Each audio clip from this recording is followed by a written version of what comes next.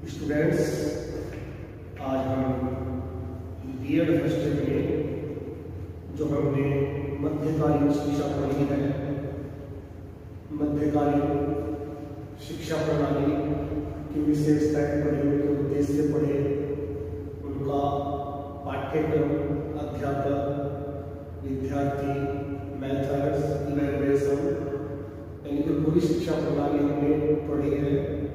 तो उसके आधार पर ही विद्वानों ने उस काल की जो शिक्षा थी उसका मूल्यांकन किया है। मूल्यांकन करने के लिए दो ही आधारों को चुना जाता है।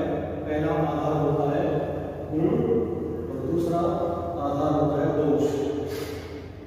गुणों और दोषों के आधार पर ही हम किसी संस्था की स्थिति का जायजा ले सकते हैं, उसकी जांच कर सकते हैं, किसी व्यक्ति के बारे में बता सकते हैं कि इसके अंदर ये बुराई है, ये अच्छा है, ये इस तरह का व्यक्ति है ना।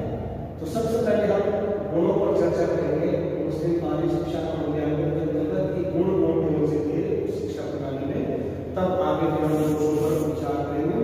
तो सबसे पहला गुण हम देखते हैं कि वहाँ की जो शिक्षा थी वो व्यवहारिक शिक्षा,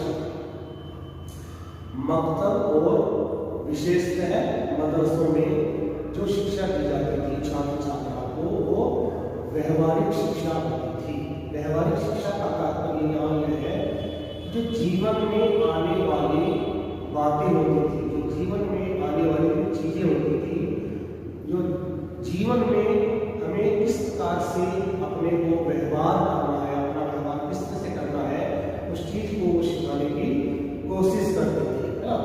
तो इसीलिए वो अपने जीवन में व्यवहारिक या किस तरह से हमें व्यवहार करना है, दूसरों के साथ में, छोटों के साथ में कैसा करना है, बड़ों के साथ में कैसा करना है, टीचर के साथ में कैसा व्यवहार करना है, अपने साथी के साथ में कैसा व्यवहार करना है, और हमारे जीवन में आने वाली जो दिक्कतें हैं और सामने समस्याएं हैं हमारे सामने, उनसे हम कैसे निपटेंगे, तो उसके लिए वो उनको तैयार करते थे। तो इसीलिए इसको खाली एक सैद्धांतिक शिक्षा करके व्यवहारिक शिक्षा का नाम दिया गया है, जो हमारे जीवन में काम आ सके, जो हमारे जीवन को प्रगति दे सके, हमारे जीवन को विकसित कर सके, हमारे जीवन की जो परेशानियां, कठिनाइयां, दिक्कतें हैं, उनसे हमें कैसे पार पाना हो, जो शिक्षा यह सिखाती है उसको ही व्यवहारिक शिक्षा कहा जाता है। दूसरा आ जाता है निःशुल्क शिक्षा। निःशुल्क शिक्षा अर्थात फ्री एजुकेशन, फ्री एजुकेशन।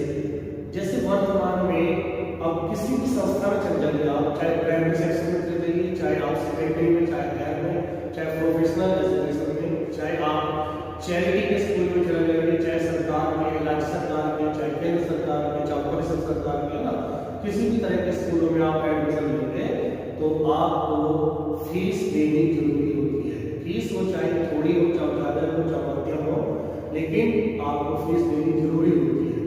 आपकी सबसे पहले तो एडमिशन फीस लगती है, उसके बाद में फिर आपकी ट्यूशन फीस पर मंथ की जो है वो लगती है, फिर आपकी एग्जामिनेशन फीस लगती है।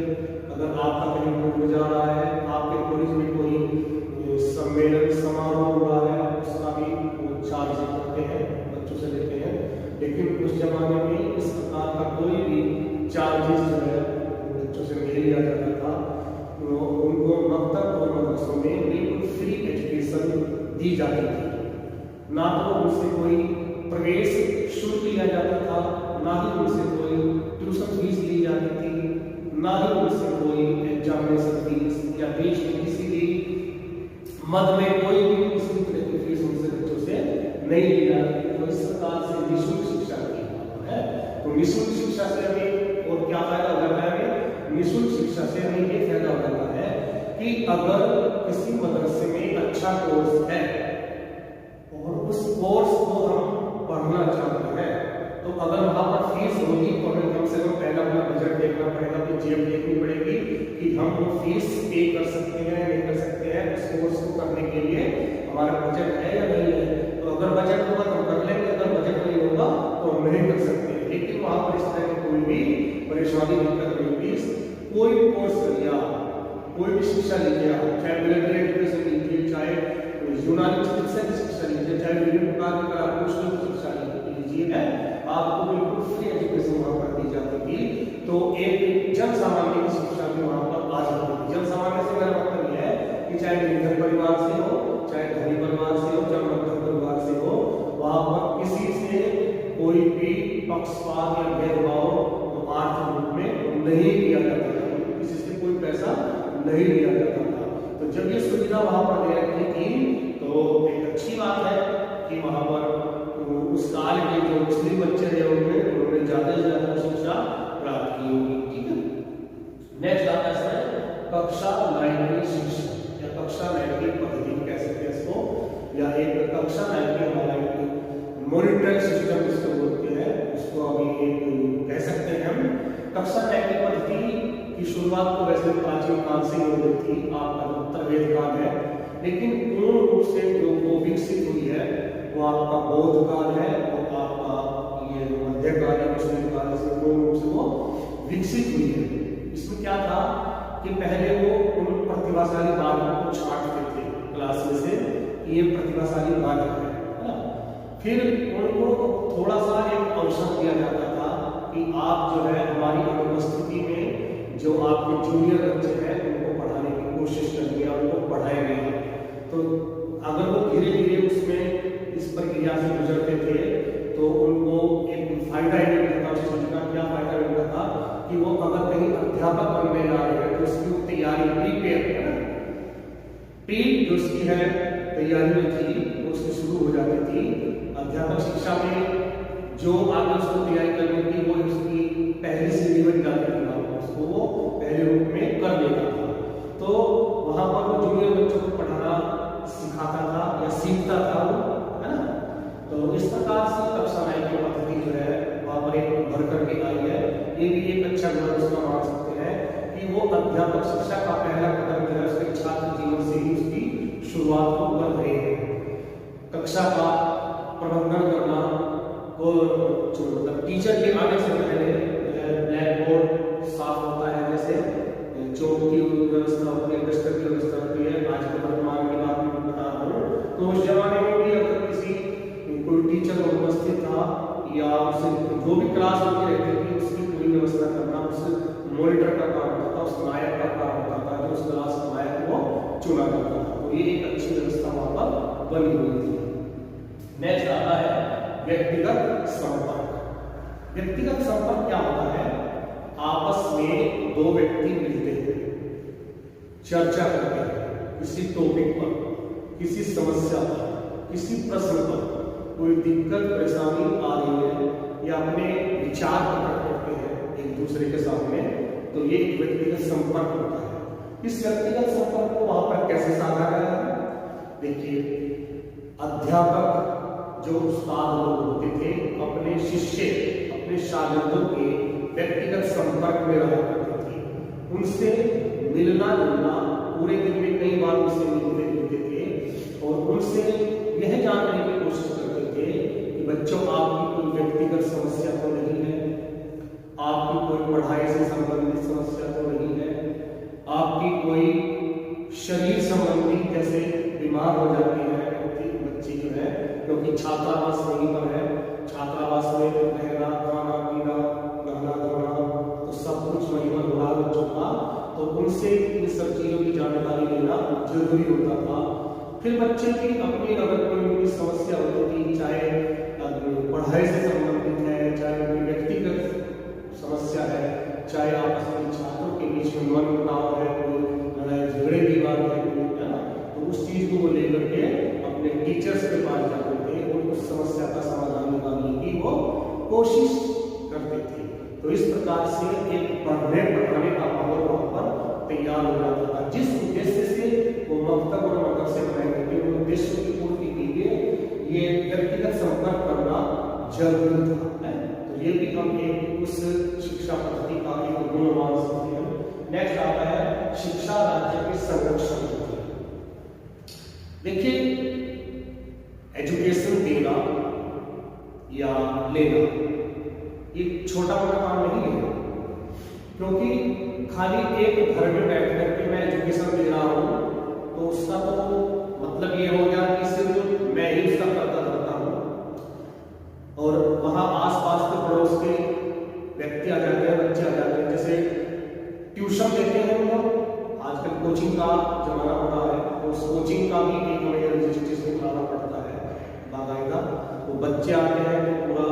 नियंत्रण उसका होता है।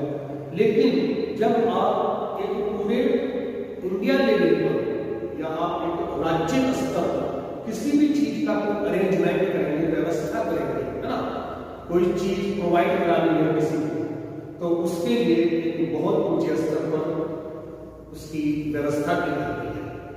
तो मैं यही समझ रहा हूं इसमें कि वहां के जो शासक रहे हैं, चाहे कुतुबुद्दीन ऐबक से लेकर के बहादुर शाह जफर होते मुगल वालों के बीच में जितने भी हमारे शासक रहे हैं, उन्होंने अपने शासन के प्रति वफादार लोगों को तैयार करने के लिए बड़े बड़े मदरसे खोल रखे थे, अर्थात राजकीय संरक्षण प्राप्त था शिक्षा के।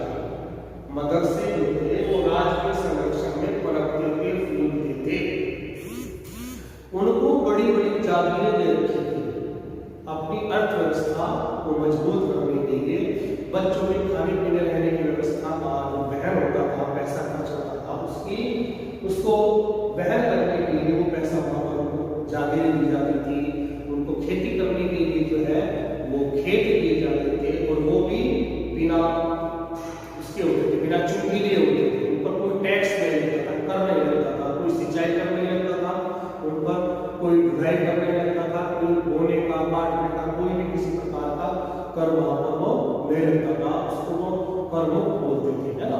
तो वो मदरसा दान की भी माहौल जो बोलते हैं खेत, वो दी जाती थी, और राज के संरक्षण में वो पलते थे, फूलते थे मदरसे। अगर कोई दिक्कत परेशानी आती थी तो उस राजा या जो वहां उस रियासत का जो प्रमुख होता था, उसके सामने वो समस्या रख दी जाती थी, और उस समस्या का निदान करने की कोशिश करते थे। नेक्स्ट आता है इसमें शिक्षा की अनिवार्यता। देखिए बहुत अच्छी बात है इस शिक्षा प्रणाली की कि शिक्षा को इन्होंने अनिवार्य कर दिया है। शिक्षा को इन्होंने अनिवार्य कर दिया है। उसके पीछे कई लॉजिक दिए हैं। वास्तव में किसी भी काल में आप चले जाइए और किसी भी जाति धर्म के संप्रदाय के बच्चे वहां पर रहते हैं तो उनको शिक्षा का समान अवसर प्राप्त है। किसी भी प्रकार की शिक्षा अपनी योग्यता की रुचि के अनुसार वो अगर ले सकते हैं तो बहुत अच्छी बात है।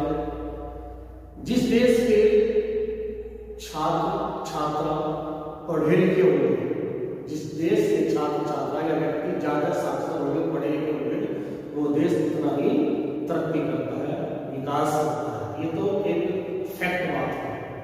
लेकिन यहाँ पर कुछ और चीजें उसके साथ जुड़ी हुई है कि आपको इसीलिए शिक्षा ग्रहण करनी है। वो मैं आपको 2-3 चीजें बता रहा हूं। नंबर 1 इसमें बताया है कि कुरान शरीफ में ज्ञान प्राप्त करना प्रत्येक मुस्लिम व्यक्ति का कर्तव्य बताया गया है।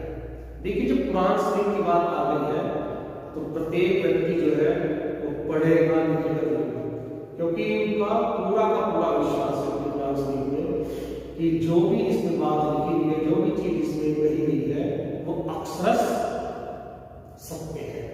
इनका मानना ये है। तो इनके जहन में शुरू से ये डाल दी गई है कि जो चीज उसमें लिखी हुई वो सत्य है। तो जब उसमें ये लिख दिया गया है कि ज्ञान प्राप्त करना प्रत्येक मुस्लिम का कर्तव्य है, तो चाहे वो गरीब का हो, चाहे वो अमीर का हो, चाहे मध्यम परिवार का हो, सबको ज्ञान प्राप्त करना है। तो एक जो चीज ये होगी अनिवार्यता के लिए। दूसरी चीज है मुसलमानों द्वारा मोहम्मद साहब के इस कथन में विश्वास किया जाता है कि जो छात्र ज्ञान की खोज करता है उसे अल्लाह स्वर्ग में, जन्नत में उच्च स्थान प्रदान करता है। ये भी कुरान की बात आ गई कि मोहम्मद साहब का कहना यह है कि ईश्वर जो है, अल्लाह जो है, उससे बहुत खुश होता है जो ज्ञान की खोज करता है। और ज्ञान की खोज कौन करेगा? जो ज्ञान प्राप्त करेगा। कहीं शुरुआत करेगा ज्ञान की, तभी तो ज्ञान की खोज करेगा। कुछ उसकी प्राइमरी शिक्षा रहेगा, कुछ उसकी उच्च शिक्षा रहेगा, या फिर जैसे आप क्या कहते हैं पीएचडी कर रहे हैं, हम खोज कर रहे हैं किसी सत्य की, तो उसी ज्ञान की खोज करने के लिए उन्होंने कहा है। और जो उस कार्य को करेगा उसे जन्नत में या स्वर्ग जो है ऊंचा स्थान प्राप्त होगा। तो एक लालच दिमाग में ये भी आ गया है, तो इसलिए ये अनिवार्य होगी शिक्षा। तीसरा वो क्या है, इस्लाम धर्म में कहा गया है कि जो उससे ज्ञान प्राप्त करते हैं वे धार्मिक कार्य करते हैं, और जो ज्ञान की बात करते हैं वे ईश्वर की प्रशंसा करते हैं, और जो ज्ञान की खोज करते हैं वो ईश्वर की उपासना करते हैं। अर्थात जितना आप ज्ञान प्राप्त करेंगे उतना ही आप ईश्वर के नजदीक जा रहे हैं, उसकी उपासना करते हैं। उपासना का मतलब है, उपासना की अगर संधि छेद करें, उपजमा आसन, उप मैंने पास में, आसन का मतलब होता है बैठना, पास में बैठना। किसके पास में बैठना? अपने इष्ट के, अपने प्रभु के, अपने अल्लाह ईश्वर के पास में बैठना है। बैठने से क्या होगा? उसके जिसके पास हम बैठेंगे जो उसके गुण होंगे वो हमारे पास वो गुण आएंगे। जैसे हम संगति में बैठेंगे वैसे संगति हमें प्राप्त होगी। तो यहाँ पर वही चीज कही गई है कि जो उससे ज्ञान प्राप्त करते हैं वो धार्मिक कार्य करते हैं। अर्थात धार्मिक कार्य करेंगे क्यों? क्योंकि मकतब और मदरसों में जो ज्ञान प्राप्त की बात हो रही है, जो ज्ञान दिया जा रहा है वो सारा धार्मिक ज्ञान है। वो आपका इस्लाम धर्म से संबंधित जो साहित्य है, कुरान शरीफ है, शरीयत है, वो ज्ञान वहां आपको मिल रहा है, वो ज्ञान आपको गेन कर रहेगा। तो धार्मिक कार्य करने में ज्ञान की बात करते हैं वो ईश्वर की प्रशंसा करते हैं, जो बांटते हैं। देखिए मैंने ज्ञान प्राप्त किया, आगे मैं भी और समाज में जो अपना ज्ञान जो है वो बांटूंगा, तो वो क्या है? वो ईश्वर की प्रशंसा करनी है, वो ईश्वर की सराहना करना है। और जो ज्ञान की खोज करते हैं उसके बारे में बताया कि ईश्वर की उपासना करते हैं। तो इन 3-4 चीजों के कारण ही जो है वो शिक्षा को अनिवार्य तौर पर बना दिया जाता है। तो ये भी एक अच्छी शिक्षा प्रणाली का गुण हम मान सकते हैं। नेक्स्ट आता है सांस्कृतिक एकता में वृद्धि। सांस्कृतिक एकता, देखिए यहाँ की संस्कृति जो पहले से थी वो बड़ी लाजवाब थी, पहले से लाजवाब थी। यहाँ की संस्कृति जो है, संस्कृति 2 चीजों से बनती है, एक तो आध्यात्मिक संस्कृति होती है, एक भौतिक संस्कृति होती है। भौतिक संस्कृति को हम सभ्यता कहते हैं, और आध्यात्मिक संस्कृति जो होती है हमारी, वो जिसमें हमारे रीति रिवाज आते हैं, पर्व आते हैं, रहन सहन आती है ना, खान पीन आता है, हमारे ग्रंथ आते हैं, हमारे साहित्य आता है, चिन्ह आते हैं, प्रतीक आते हैं, मूल्य आते हैं, प्रतिमान आते हैं। तो ये सब चीजें हमारी आध्यात्मिक संस्कृति, धार्मिक संस्कृति जो होती है उसके अंतर्गत आते हैं। और भौतिक संस्कृति एक सभ्यता, जो सांसारिक जो हमारा ज्ञान होता है, जो हमारा वैज्ञानिकता लेकर जो हमारा ज्ञान होता है, जो विभिन्न प्रकार की खोज है ना, ये आपके पंख है, बिजली के पंखे हैं, जो मोटर व्हीकल है आपकी, 2 व्हीलर है, 3 व्हीलर है, 4 व्हीलर है, आपका वायुयान, आपकी जलमार्ग के साधन है, आपकी रेलमार्ग के साधन है ना, विभिन्न प्रकार की जो खोज है, आपका मोबाइल हो जाएगा, इंटरनेट हो जाएगा, तो ये हमारी सभ्यता के अंतर्गत आ जाते हैं। तो हम जितना इन चीजों का विकास करेंगे उतना ही हमारा देश तरक्कीवान माना है, उतना ही हम विकसित देशों की श्रेणी में आते हैं, है ना। जितना भी अब तो उसकी परिभाषाएं बदलती गई है, अब तो धर्म को एक तरफ रख दिया गया है, अध्यात्म को एक तरफ रख दिया गया है। अब तो सिर्फ भौतिकवाद की बात होती है वर्तमान में, कि जितना हम ज्यादा से ज्यादा पैसा कमाने में, विज्ञान की खोज करने में, है ना, तो उतना ही हम जो है विकसित देशों में गिने जाएंगे, जितने हमारे पास सुख सुविधा के जो साधन होंगे। तो ये परिभाषा बता दी गई है। लेकिन उस जमाने में सांस्कृतिक, मैं बताता हूँ आपको, चाहे वो इतिहास में, चाहे वो आपका साहित्य में, चाहे वो आपका सभ्यता के रूप में हो, चाहे वो आपका रीति रिवाजों के रूप में हो, मतलब इनकी अपनी जो संस्कृति थी उन्होंने उसको यहाँ पर जो लेकर के आए हैं उसको फैलने, फूलने, पनपने का बहुत सारा मौका मिला है। अपने छात्र छात्राओं के माध्यम से, अपनी शिक्षा के माध्यम से चारों तरफ उसको फैलाने की कोशिश की है ना, और उसको फैलाएंगे तो हम यहाँ पर जीवित रहेंगे, हमारा संगठन मजबूत रहेगा, हम यहाँ पर अपनी जड़ें मजबूत कर सकते हैं।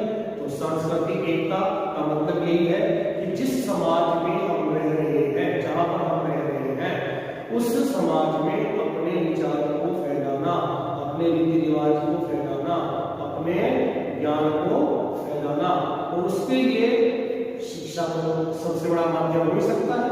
शिक्षा के माध्यम से सारे काम हो सकते हैं, है ना।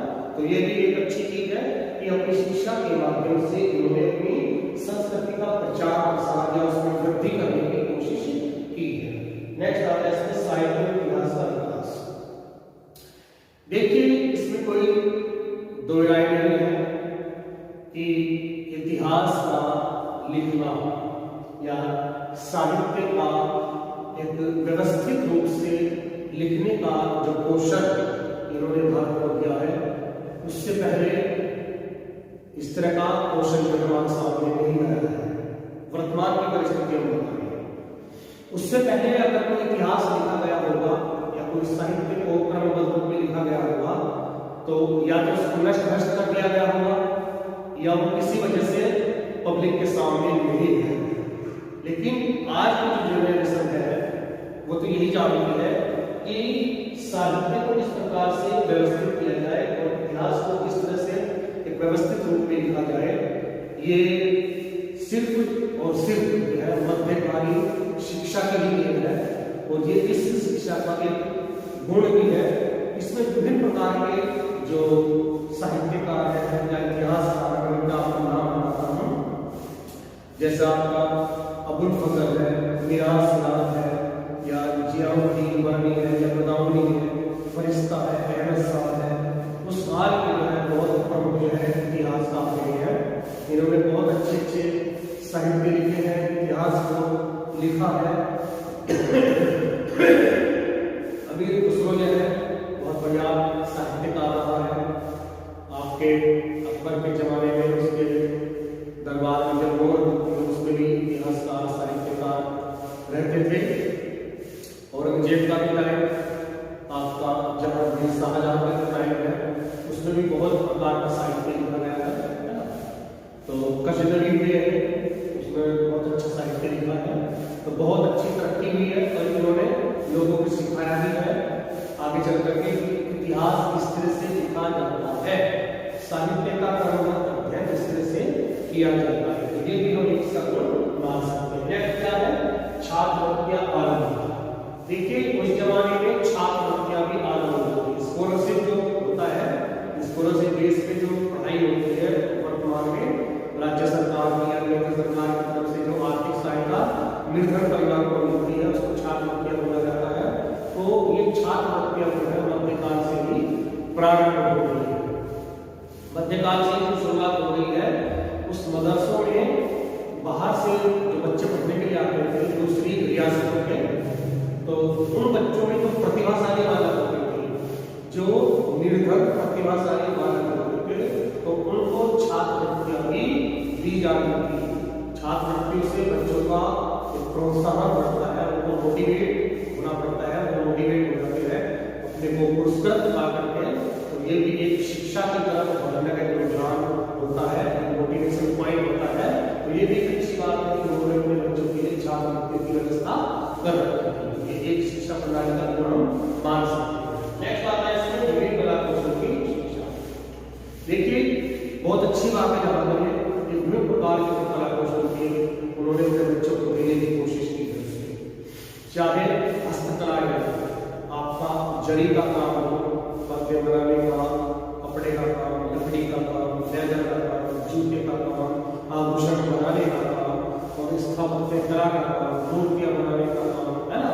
और आपका भवन निर्माण करना है आपकी, तो विभिन्न प्रकार के जो कला कौशल के मिलिट्री एजुकेशन है, उसमें भी आपका तलवारबाजी आदि, आपकी गोला फेंकना, गोला दागना, सैन्य का संचालन करना, घुड़सवारी करना, ये सब कला कौशल है। विभिन्न प्रकार के कला कौशल की वहाँ पर शिक्षा दी जाती थी। इसके बहुत बड़े बड़े सेंटर वहाँ पर खोले गए थे, जैसे आपका आगरा है, सियालकोट है, लाहौर है, दिल्ली है, आपका मुर्शिदाबाद है। इनके जो बड़े बड़े मदरसे थे उनमें यही काम होता था, विभिन्न प्रकार के कला कौशल सिखाए जाते थे। विभिन्न प्रकार के हाथ के दस्तकार जो है वो बनाए जाते थे। बच्चों में वो चीजें डेवलप की जाती थी, वो रोजगार के साधन उनको दिए जाते थे कि आगे चल करके इनको अपना रोजगार कमाने में या पैसा कमाने में कोई दिक्कत ना आए, है ना। तो बहुत अच्छी बात वहाँ पर मान